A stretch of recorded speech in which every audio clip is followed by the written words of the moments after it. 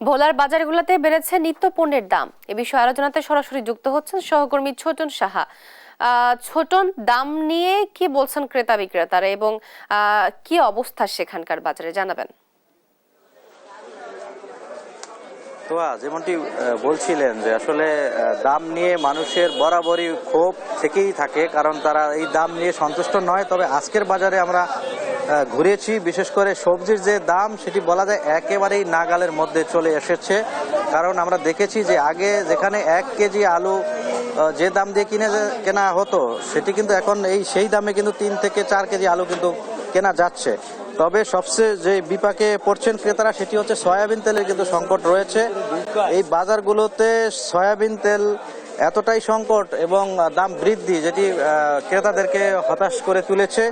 আমরা কথা বলেছি ক্রেতাদের সাথে, তারা বলছিলেন যে প্রতি কেজি যে সয়াবিন তেল সেটি 195 থেকে 200 টাকা, কখনো কখনো 220 টাকা হারেও কিন্তু বিক্রি হচ্ছে, এমনটি আমরা জেনেছি। তবে ব্যবসায়ীরা বলছিলেন এই সংকট নিয়ে তাদের আসলে কোনো বক্তব্য নেই। তারা বলছেন যে কোম্পানিগুলো সরবরাহ না করার কারণে তাদের এগুলো তারা বিক্রি করতে পারছে না, এমনটি বলছিল। তবে এক শ্রেণীর ক্রেতারা অবশ্য বলছিলেন যে কৃত্রিম সংকট দেখিয়ে হয়তো মূল্য বৃদ্ধির একটি অজুহাত দেখিয়ে হয়তো দাম আরও বাড়িয়ে দেওয়ার একটি সম্ভাবনা রয়েছে, যেহেতু সামনে পবিত্র মাহে রমজান মাস চলে আসছে। তো সেই হিসাবে কৃত্রিম সংকট দেখানোর কারণে দাম বাড়ার আশঙ্কা কিন্তু রয়েছে। তো আমরা মাছ এবং মাংসের বাজারও ঘুরেছি, একই সাথে সেখানে দেখেছি সব ধরনের মাছের দাম কিন্তু চড়া, এবং যে মাংসের নাম গরুর মাংস কিন্তু কেজি প্রতি আমরা দেখেছি বিক্রি হচ্ছে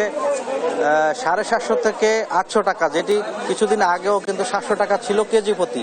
এবং একই সাথে খাসির যে মাংস সেটিও কিন্তু বলা যায় দাম কিছুটা চড়া, কারণ আমরা জেনেছি যে খাসির মাংস কেজি প্রতি আগে বিক্রি হতো 900 থেকে 950, কখনো বা 1000 টাকা, কিন্তু সেটি কিন্তু আজকের বাজারে বিক্রি হচ্ছে 1100 টাকা কেজি দরে। অর্থাৎ মাছ, মাংস এবং যে সয়াবিন তেল সেগুলো কিন্তু নাগালের মধ্যে নেই। একই সাথে আজকের বাজারে 10 টাকা বেড়েছে কিন্তু রসুনের দাম কেজি প্রতি যেখানে ছিল 220 টাকা, সেটি কিন্তু আজকের বাজারে 230 টাকা দরে বিক্রি হচ্ছে।